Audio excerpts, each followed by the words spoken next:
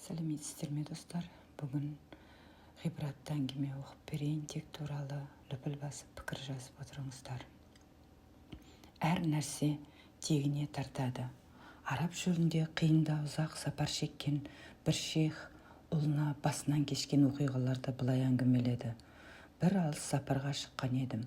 Күн ұясына батып, төңірек қараңғылана бастаған кез. Алыстан көзіме көрінген үйге қарай тұра жүрдім. Үйге жақындағанымда алдымнан бір әйел шықты. Жалғыз екенімді көргенде қайран қалып, "Сіз кімсіз? Бұл жерде не іздеп жүрсіз?" деді. Мен "Құдай қонақпын" дедім. Әйелдің қабағы түйіліп үндемеді. Менімен ешқандай жұмысы болмай тамақ дайындауға кірісті. Дастарханды әзірлеп, ас ішуге кірісті. Бәрін жалап-жұқтап жеп алды. Бір кезде қолында сүт құйылған бақыры бар күйеуі келді. Мені көріп, "Бұл адам кім?" деп сұрады. Әйел еш мән берместен, "Құдай қонақпын дейді ғой" деп жауап берді. Әлгі кісі маған күлімсірей жақындап, "Амансыз ба? Қош келдіңіз. Келгеніңізге қуаныштымын" деп бір тостаған сүт ұсынды. "Қарныңыз аш шығар, бір нәрсе жедіңіз бе?" деп сұрады. Мен "Иә, ашпын" дегенімше әйеліне ұрса жөнелді. Екеуінің арасында ұрыс басталды. "Ұят емес пе? Қарныңды нығыздап тойдырасың да қонаққа бір тілім нан беру ойыңа да келмейді" деді. Әйелі "Оған не үшін тамақ беремін? Өзімнен бір тілім нан да ауыспады" деді. Күйеуі ашуланып далаға шығып кетті. Мен де мынау не істемекші екен деп артынан ақырын басып сыртқа шықтым. Сол кезде менің не көргенімді білсең ғой. Әлгі кісі менің түйемді жерге жығып сойып жатыр еді. Ішім қатты ашыды, бірақ еш нәрсе демедім. Таң-тамаша қалдым. Үй иесі өзімнің түйемнің етін өзіме сыйламақшы, өз-өзіме. Мұны да көрдік. Енді мына шөлде жаяу қалдым деп ойладым. Әлгі кісі от жағып, етті пісіріп, табаққа салып алдыма келді. Ішім қанжылауда еді. Ешқандай зауқым жоқ. Сонда да тамаққа отырдым.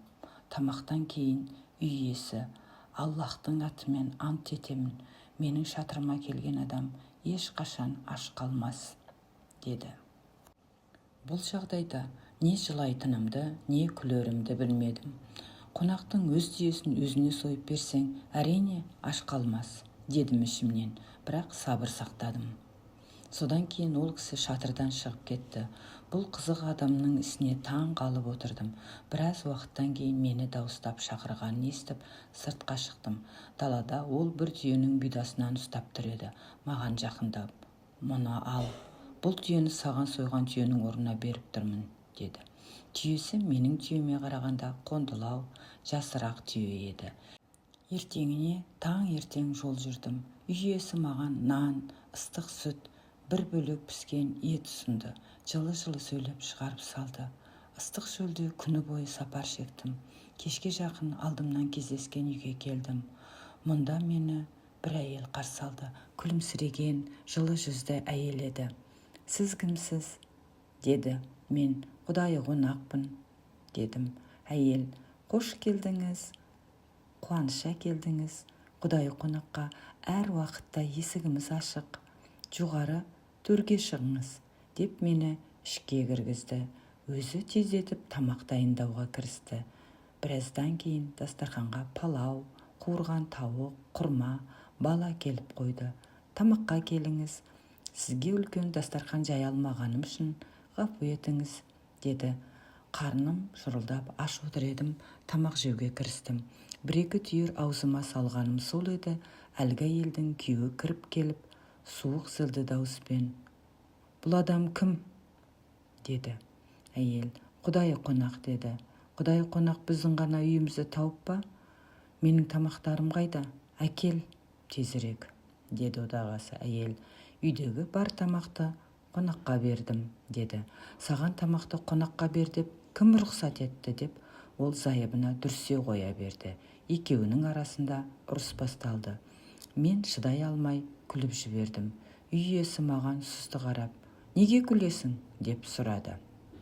Мен басымнан өткен оқиғаны айтып бердім. Отағасы: "Ол айтқан әйеліңіз менің қарындасым.